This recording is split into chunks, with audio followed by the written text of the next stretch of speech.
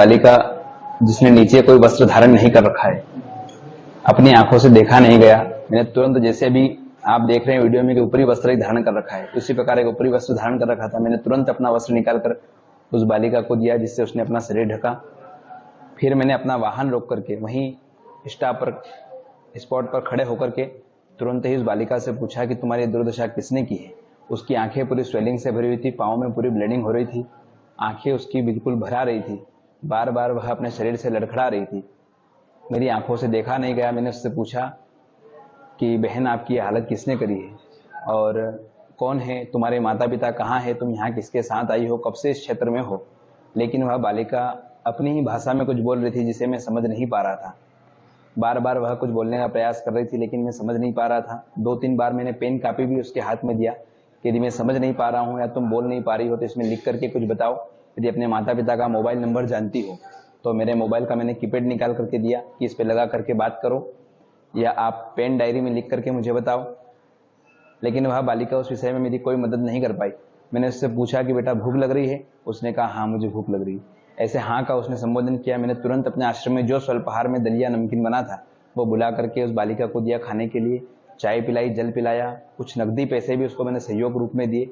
लेकिन मेरा विश्वास माना नहीं कि मैं इसको सुनी छोड़ दूं, इसलिए मैंने तुरंत हेल्पलाइन नंबर 100 पर कॉल किया। 2 बार मेरा वहाँ कॉल कट हुआ। तीसरी बार हमने महाकाल प्रशासन महोदय में कॉल किया। वहाँ से मैं महाकाल थाने का नंबर मिला, महाकाल थाने में कंप्लेंट दर्ज करवाई। वहाँ से उन्हें पुनः मुझे 100 कॉल पर संपर्क बनाने के लिए कहा। 100 कॉल पर किया। वहाँ से पुलिस की गाड़ी करीब 20 मिनट की में मेरे पास पहुंची। उस बालिका को मैंने पुलिस प्रशासन के हवाले सुपुर्द किया ताकि आज वह बालिका सुरक्षित है। जी,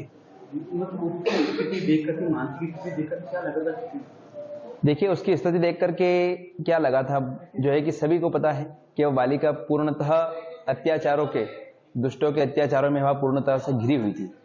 लगता है कि भगवान की कृपा से उसका शरीर बचा है, कहीं ना कहीं उसका कोई पुण्य आड़े आया, क्योंकि दुष्टों ने तो लगता है कि उसको मारने की भी साजिश रची होगी। जिस प्रकार से उसका चेहरा देखा जा रहा था कि बालिका कहीं से बहुत दूर से भग करके हमारे पास पहुंची है, तो उस विषय को हम लोग बता नहीं सकते अपनी आंखों, अपने मुंह से कि उस बालिका के साथ में उन लोगों ने क्या अत्याचार किया था। बाकी इस विषय में चिकित्सा ने पूरा, जो है कि हॉस्पिटल ने पूरा इस विषय के ऊपर पूरा ध्यान देते हुए सभी को बताया है कि उस बालिका के साथ किस प्रकार से जो है उसके साथ अत्याचार किया गया था। ऐसे दुष्टों को सजा मिलना चाहिए। धर्म की नगरी है, पावन नगरी है भगवान महाकाल की।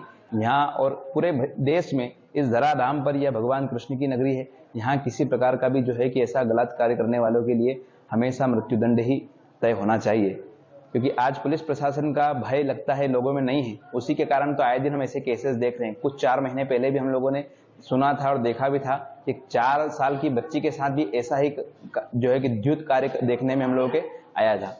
तो प्रशासन महोदय भी इस के ऊपर ध्यान दे, और जिन लोगों ने भी उस बालिका की मदद नहीं करी, कई वीडियो ऐसे भी वायरल हो रहे हैं,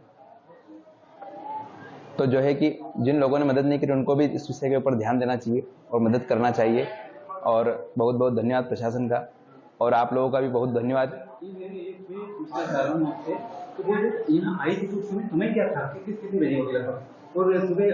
9:26 के समय मैंने उसको देखा था। इस आश्रम का नाम दंडी सेवा आश्रम है। मैं अपने आश्रम से बाहर कहीं जा रहा था इमरजेंसी में, मेरी गेट से 20 फीट की दूरी पर उस बालिका को मैंने उज्जैन की ओर आते हुए देखा। जी, तो मतलब किस स्थिति में थी? मतलब बिल्कुल बालिका बेहोश नहीं थी, बालिका बोल रही थी, बालिका चल रही थी, बालिका खा रही थी, बालिका बोल रही थी। बस ये कि उसकी भाषा में अपने को समझ में नहीं आ रहा था। उनकी स्थिति की बताया जा रहा हाँ, बताया ना, मैंने आपको बताया ना, पूरे उसके पाँव के पूरी ब्लीडिंग हो रही थी। अच्छा जी, आपने बड़ा अच्छा काम किया। आपके आश्रम में स्वामी जी ने कुछ विशेष बोला हो? इस विषय के बारे में किसी को पता नहीं था। बाकी महाराज जी की दी हुई शिक्षा है, आज हम लोग आज इस कार्य से आज इस जन समाज की सेवा कर रहे हैं। महाराज जी ने भी पूर्णतः अपना सहयोग देकर के उस बालिका को प्रशासन के हवाले करवाया। उन्होंने भी अपने स्तर से कॉल किए, और हम लोगों का ये कर्तव्य है कि हम लोगों को ऐसे समय में साथ देना